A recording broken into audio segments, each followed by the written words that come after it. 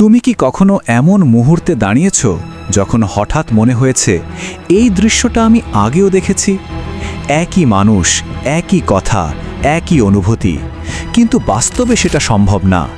তাহলে প্রশ্ন হলো, এটা কি শুধু মস্তিষ্কের খেলা, নাকি বাস্তবতার আড়ালে লুকানো কোনো অজানা সত্য?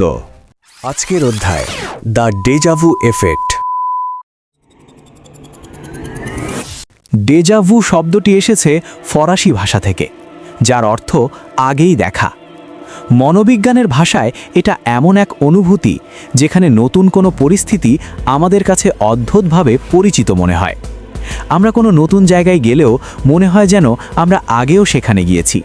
হঠাৎ রাস্তায় হাঁটার সময় কারো দিকে চোখ গেলে আমরা অবাক হয়ে ভাবি, এ মানুষটাকে কি আমি আগেও দেখেছি? খুব চেনা মনে হচ্ছে, কিন্তু বাস্তবে এর কিছুই হয়তো কখনো ঘটেনি।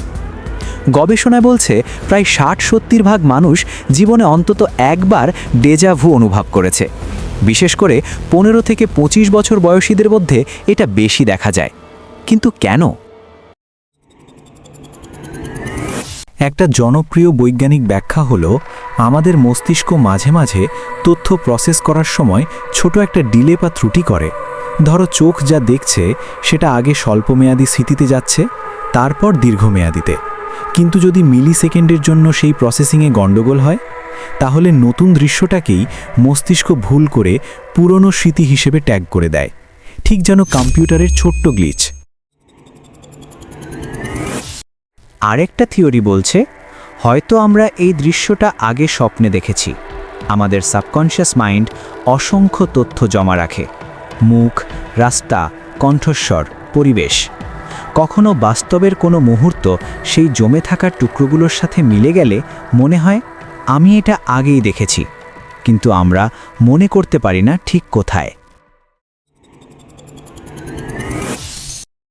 এবার একটু রহস্যের দিকে যাই। কিছু মানুষ বিশ্বাস করে ডেজাভু হয়তো প্যারালাল ইউনিভার্সের ইঙ্গিত।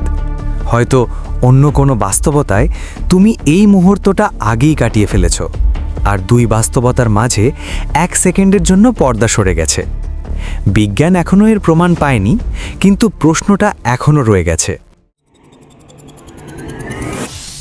তাহলে ডেজাভু কি শুধু নিউরনের ভুল, নাকি আমাদের বাস্তবতার ভেতর লুকিয়ে থাকা কোনো গোপন স্তর? পরের বার যখন তোমার মনে হবে এই দৃশ্যটা আমি আগেও দেখেছি, একটু থেমে ভাবো, তুমি কি শুধুই মনে করছো, নাকি সত্যিই কিছু মনে পড়ছে? এরকম আরও ভিন্নধর্মী ভিডিও দেখতে সাবস্ক্রাইব করো অজানা অধ্যায়।